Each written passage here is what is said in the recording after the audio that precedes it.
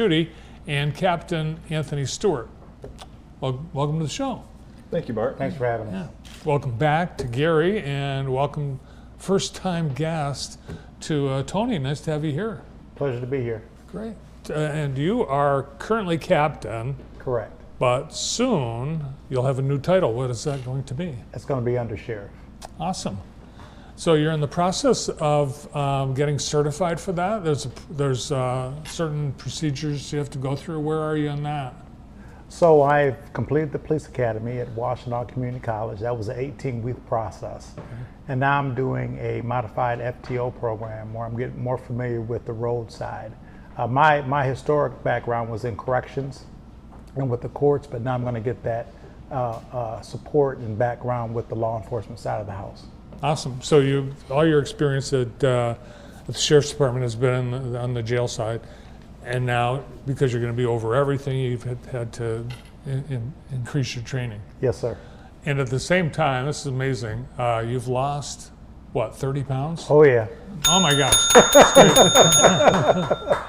Way to go. And it's through working out?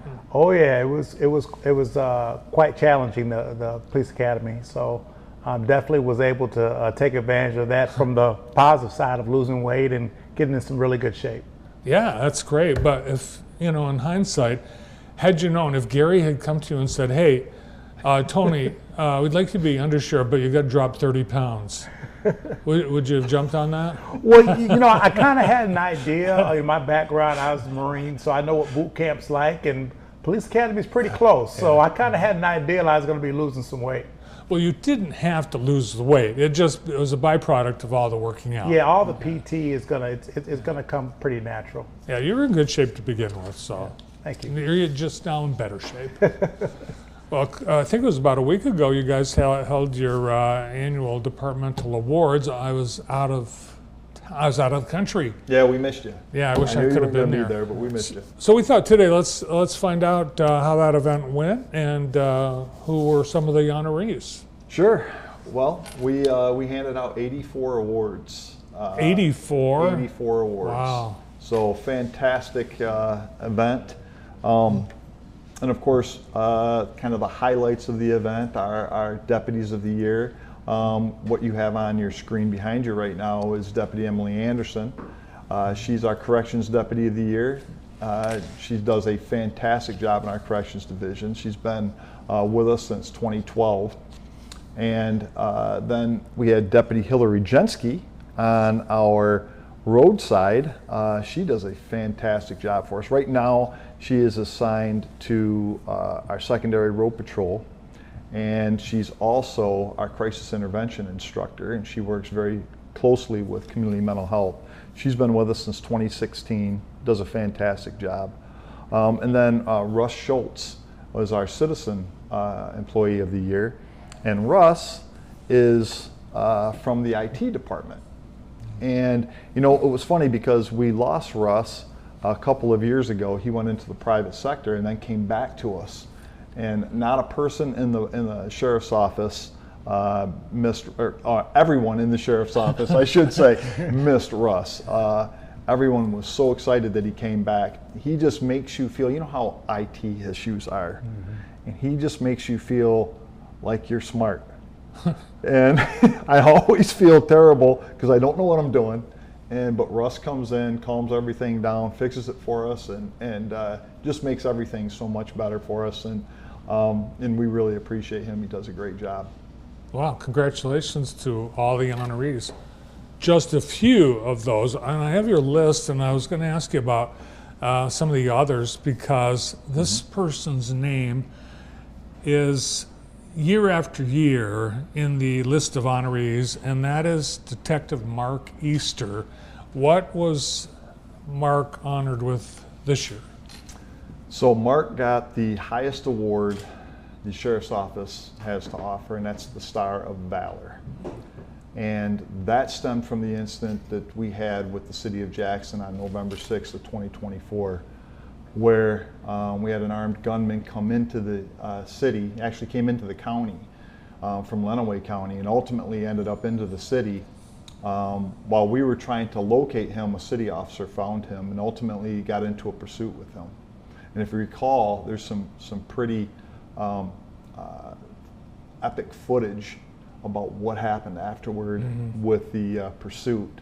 Hundreds of rounds were fired at our officers and deputies here, and ultimately culminated with the suspect being neutralized, which is a polite way of saying he was shot by police. And eventually he succumbed to those injuries. During the course of that time, Mark was in the forefront of it all and was right in the mix of the gunplay. In fact, his vehicle was shot, and ultimately Mark was responsible for shooting back at the suspect as well.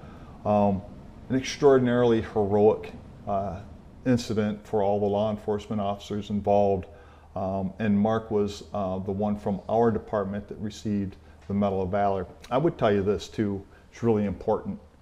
In the history of the Sheriff's Office, there's been 5 Medal of Valors that have been awarded to sheriff's deputies.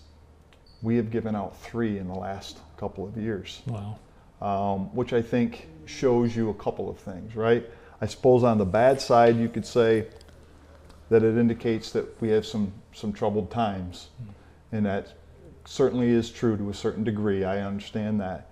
But it also indicates that we have some phenomenal law enforcement professionals. And these guys have stepped up and answered the call under very difficult circumstances, recognizing that they are going to be scrutinized to the highest degree, more so than any other law enforcement professional has in history. And they've answered that call, and they've done it incredibly well. Yeah, it's amazing with technology, body cams, and then citizens with cell phones. You're under a microscope, and that's such a a handicap to doing the job, knowing that you've got all of those eyes and second guessing going on behind you. Yes, it takes its toll, and I think you're seeing a little bit of that in our inability to recruit a lot. For instance, when I started in the law enforcement profession in 1989, I was one of 383 applicants for a single job. Wow. And it is not unusual for us to get under 3 or 4, and we'll have two or three different positions opening. So I think that scrutinization has really prevented us from being able to recruit and retain people because you're under a microscope all the time. But we do a fantastic job at the Sheriff's Office, and our training is really second to none, and I think that's why they have been able to do so well. Tony, how long have you been with the Sheriff's Department? Since November 2021. And what was it that made you get into law enforcement? So I've actually been in law enforcement since 1987. So I started with the Michigan Department of Corrections at the age of 19 at the Michigan and Jackson Cotton facility here in town. Shortly thereafter, I joined the Marine Corps. Did my time there, came back and finished my career. In Department of Corrections, I went up through the ranks, officer, sergeant, lieutenant, captain, inspector, assistant deputy warden, then warden. And I did my last 8 years as a warden. Retired in May of 19, and I was teaching actually at Ferris State University in the criminal justice program. And I just was like, boy, I'd like to kind of get back into it. It's been 2 years since I've been working in the field. And I saw that there was an opening for jail administrator, jail captain with the sheriff's office. I said, wow. I said, I know a little bit about corrections. So I applied for the job, and the sheriff hired me, and I've been here ever since. Wow. So you're from Jackson? Yeah, I'm actually from Lansing. My wife's from Jackson. I married her in 2020, and I've been a resident since 2020. And when you were in the Marines, how long were you in the Marines, by the way? Thanks for your service. You're welcome, sir. 4 years. And what was your duty in the Marines? I was a basic rifleman or infantryman. That must have been a great experience, but also incredible training for a career in law enforcement. Absolutely, absolutely. It's nice because I've kind of served on the federal level, on the state level, and now the county level. So I'm pretty fortunate.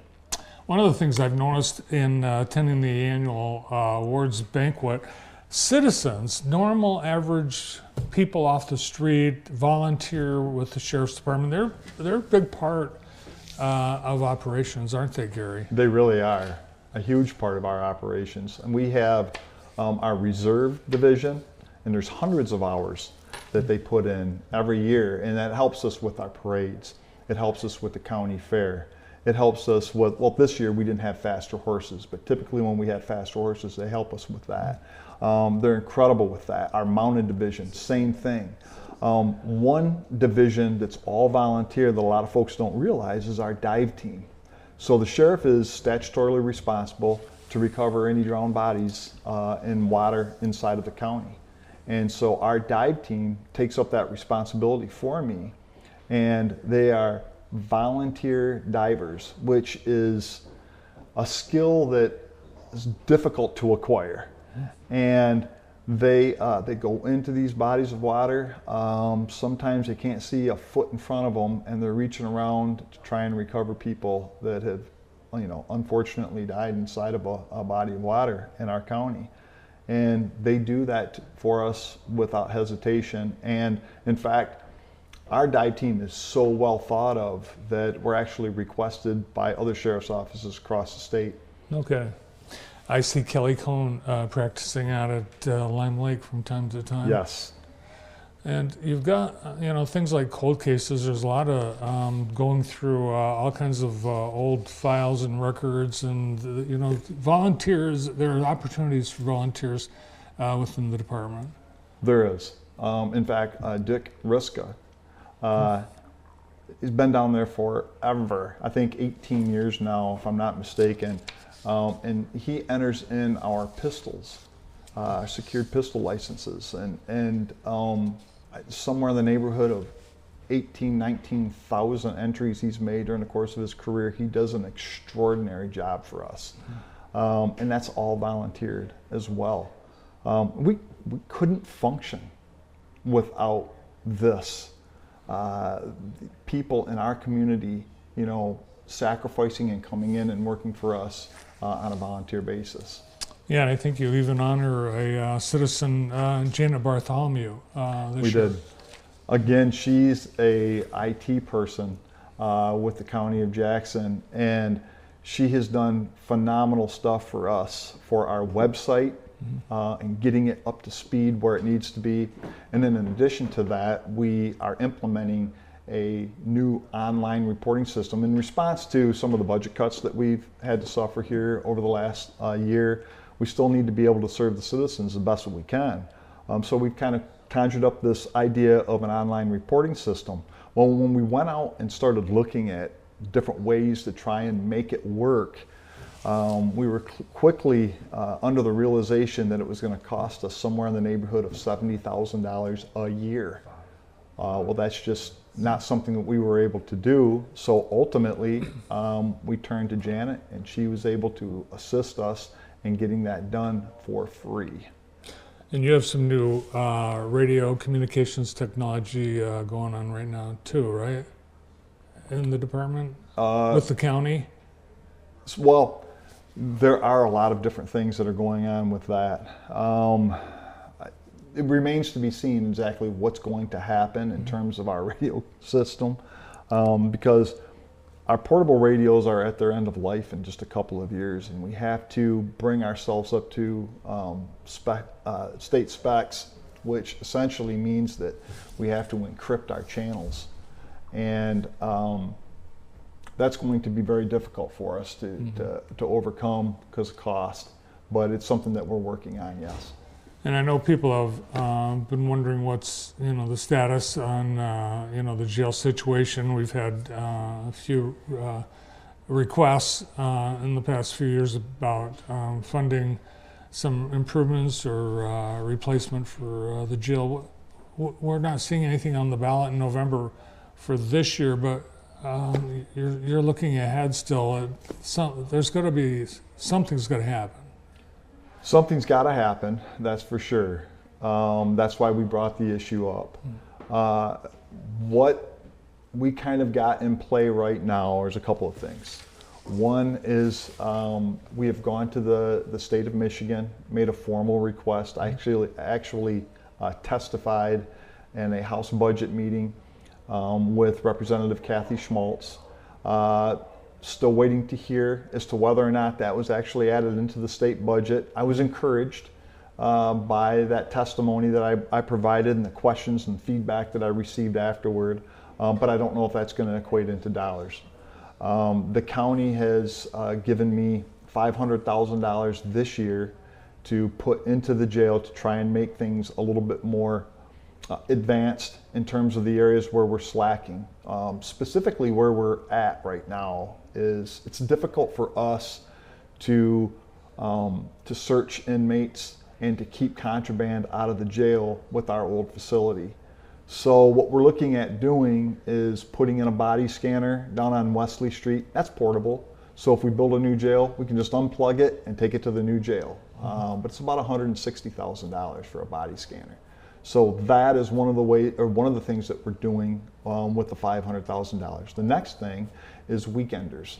So that's another place where we have problems. People coming in through the weekend will bring contraband into the facility, and then it gets circulated through and causes us issues. So having a separate weekender wing where they're not interacting with the other inmates is critical.